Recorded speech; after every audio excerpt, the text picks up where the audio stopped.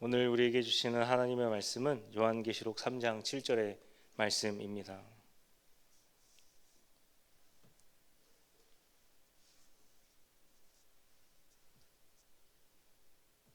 제가 봉독해 올리겠습니다.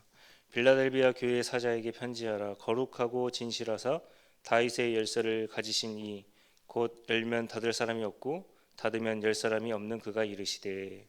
아멘. 우리 옆 사람과 평화의 인사 나누겠습니다. 주님 평화 빕니다.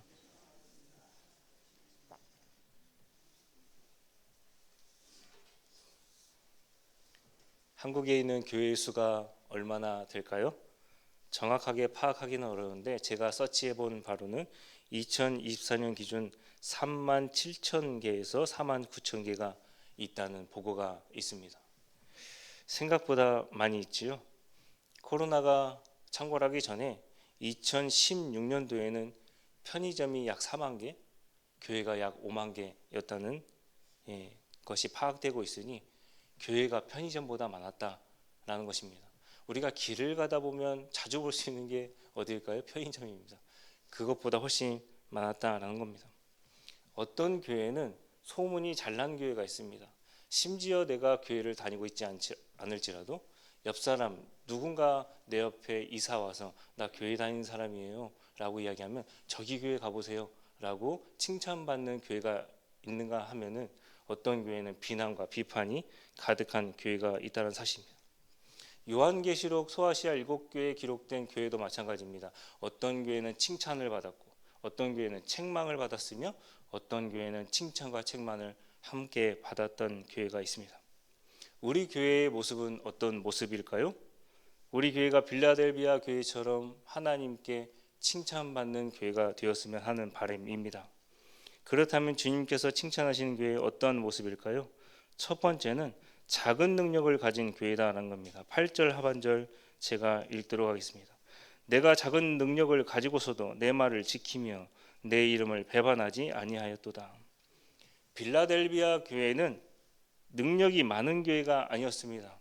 빌라델비아 교회와 비교될 만한 교회가 있는데 요즘 수요 강해에서 자주 언급되는 고린도 교회입니다. 고린도 교회는 능력이 많은 교회입니다. 그런데 그 많은 능력을 가지고 어떻게 했습니까? 서로 분탕질하고 싸우고 자신의 라인을 만들게 되었다는 겁니다. 그러나 빌라델비아 교회는 작고 초라한 교회였습니다.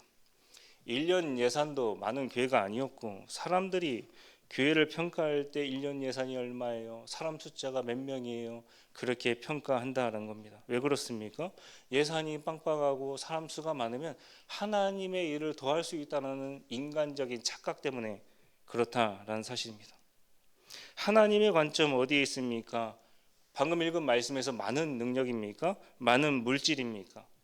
아니면 사회적 위치로 많은 사람들이 높은 사람들이 모여있는 교회가 좋은 교회라고 하나님께서 말씀하고 있습니까? 그렇지 않다라는 사실입니다. 어떤 교회가 칭찬을 받았는가? 우리는 착각을 버려야 된다는 사실입니다. 교회 역사를 돌이켜 생각해 보면 하나님께서 쓰시는 사람들 대부분이 내가 연약한 사람이에요. 하나님의 능력으로 살고 싶어요. 그런 사람들이 쓰임받게 되었다는 사실입니다. 즉 연약한 사람들을 들어 하나님께서는 사용하셨다는 사실입니다. 왜 그렇습니까? 사람이 자신이 가지고 있는 능력이 많게 되면 교만하기 이를 데가 없습니다. 봐봐, 내 능력 때문에 그래. 이것은 내 능력 때문에 다 한 거야. 하나님의 영광을 도둑질할까 봐 약한 사람들 불러다가 하나님께서 그 능력으로 채우시고 은혜를 주셔서 다 쓰신 것 아니겠습니까? 하나님의 영광을 드러내는 사람, 그 사람이 바로 하나님의 사람이다라는 사실입니다. 여러분들 작은 능력에도 불구하고 하나님 보시기에 최선을 다하고 계십니까? 나의 능력을 바라보면 필패한다라는 사실입니다. 내 안에 계신 성령 하나님의 그 능력으로 살고자 한다라고 한다면 하나님의 능력이 나에게 임하며 쓰임받을 수 있다는 사실입니다. 주님께서 빌라델비아 교회 칭찬하신 이유 단 한 가지입니다. 작은 능력을 가지고 있었다는 사실입니다. 현재 여건이 아니라 하나님께서 작은 능력을 주셨을지라도 내가 믿음의 경주를 최선을 다하고 있다고 한다면 하나님 보시기에 너는 합당한 자다 그렇게 말씀한다라는 사실입니다. 절대로 큰 능력이 아닙니다. 마태복음 25장을 보게 되면 여러분들 잘 아시는 달란트 비유가 기록되어 있습니다. 5달란트 받은 사람 5달란트를 남기게 되었고 2달란트 받은 사람 2달란트를 남기게 되었습니다. 그들이 칭찬받았던 이유가 무엇입니까? 많은 것을 남겨서 그렇습니까? 만약에 그렇게 생각하신다면 1달란트 받은 자가 주인에게 했던 비판했던 말과 똑같은 의미다라는 사실입니다. 내 주인은 심지 않는 데서 거두고 해치지 않는 데서 모은다라는 것입니다. 다시 말하면 당신 사채업자야? 라고 주인에게 그렇게 비판하게 되었다는 사실입니다. 1달란트 쥐어주고 더 많은 것을 요구하니까 어처구니가 없다라는 것이죠. 경제적인 논리입니다. 5달란트 받은 종, 2달란트 받은 종 주인이 칭찬합니다. 이렇게 칭찬하지요. 착하고 충성된 종아, 내가 적은 일에 충성하였으며. 적은 일입니다. 물론 빌라델비아 교회에게 주신 말씀은 작은 능력입니다. 작은 것은 큰 것과 비교할 수가 있고 적은 것은 많은 것과 비교할 수 있습니다. 공통적인 것은 크지 않다라는 것입니다. 하나를 보면 열을 알 수 있다라고 했습니까? 물질의 양에 따라 충성한 것이 아니라 하나님께서 나에게 맡겨주신 것이기에 충성하는 것입니다.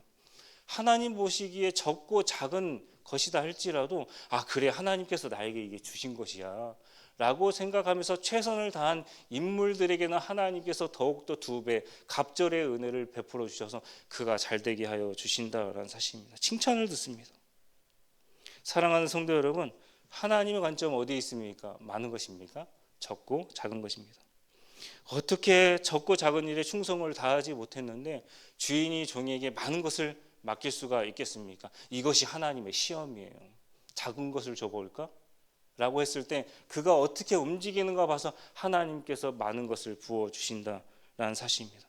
적다고 작다고 불평하는 사람들 어떻게 됩니까? 마태복음 25장에서 작은 것, 그것까지 다 빼앗기는 것이 바로 하나님의 나라다라는 사실입니다.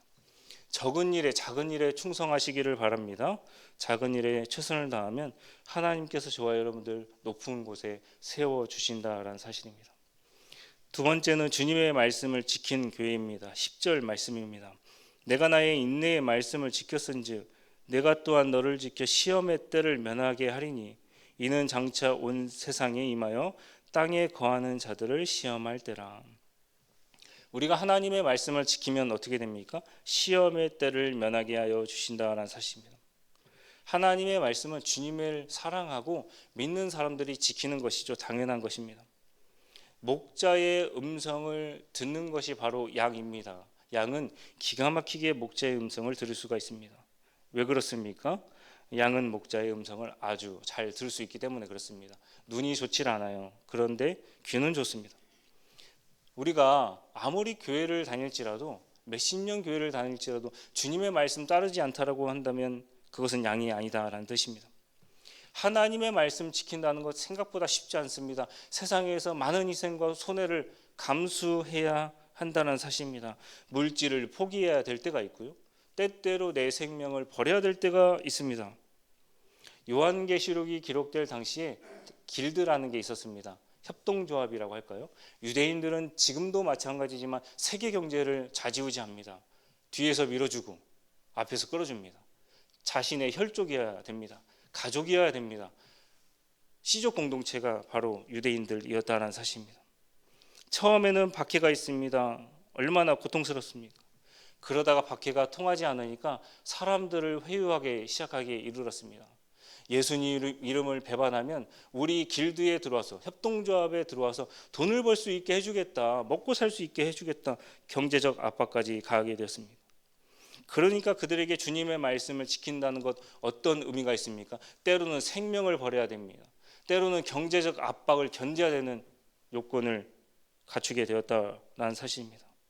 세상적인 것들과 선을 긋는 절제가 있어야 하고 하나님의 말씀으로 지금도 내가 하루하루 살아가야 되는 인내가 있어야 됐다라는 것입니다. 세상 사람들 말합니다. 얼마나 부자가 되었느냐, 얼마나 높은 자리에 올랐느냐, 명예했고 출세했느냐. 제가 초중고등학생 동창들을 만나게 되면 딱 대화의 주제가 2가지입니다. 돈 아니면 여자예요, 여러분들. 심지어 믿는 사람들조차 이런 일에 가담합니다. 그런데 빌라델비아 교회는 어떻게 했습니까? 물질이 아닙니다. 사회적 위치가 아니었습니다. 첫 번째로 하나님의 말씀을 소중히 여기고 그 말씀을 나의 생명보다도 더 귀한 것으로 지키며 살아갔던 공동체가 바로 빌라델비아 교회였습니다. 주님께서는 어떤 교회, 어떤 부류의 사람들을 칭찬하십니까? 그저 물질이라면 주님의 이름 배반하고 나는 이렇게 그냥 세상적인 위치에서 살아가겠다 라는 사람들 칭찬하십니까? 아니면 세상 끝까지 주님의 말씀 그 한 말씀 붙잡고 인내하며 살아가는 사람들을 칭찬하십니까? 심지어 말씀도 그냥 말씀이 아닙니다. 인내의 말씀이었다라는 것이죠. 대개 사람들은 내가 선한 일을 하면 바로바로 보상받기를 원합니다. 잠깐 기도했는데 응답받기를 원하고 조금 봉사했는데 그렇게 내가 잘했다라고 피하기 시작합니다. 이것을 제가 정의하자면 효과신앙이라고 정의할 수가 있습니다. 효과신앙 어떤 신앙입니까?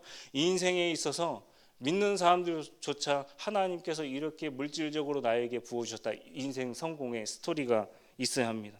눈에 보이는 뭔가가 있어야 하나님을 잘 믿는다라는 것입니다. 이렇게 되면 어떻게 됩니까? 세상 풍파가 일어나게 되면 픽픽 쓰러집니다. 하나님의 말씀이 그 뿌리 안에 깊이 있는 것이 아니라서 픽픽 쓰러지게 된다라는 사실입니다. 씨 뿌리는 자의 비유에서 앞선 아주 좋지 못한 그 비유들 세 가지 공통점이 있습니다. 뿌리가 없습니다. 그런데 하나님의 말씀을 사랑하는 사람, 내 인생에 있어서 효과가 없을지라도 의미를 먹고 사는 사람들이 있더라라는 겁니다. 눈에 보이는 효과가 없어도 내가 하나님의 말씀을 먹었을 때 내 삶이 변하고 관점이 변한다라고 한다면 그 말씀 한 말씀 붙잡고 살아갈 수 있다는 사실입니다.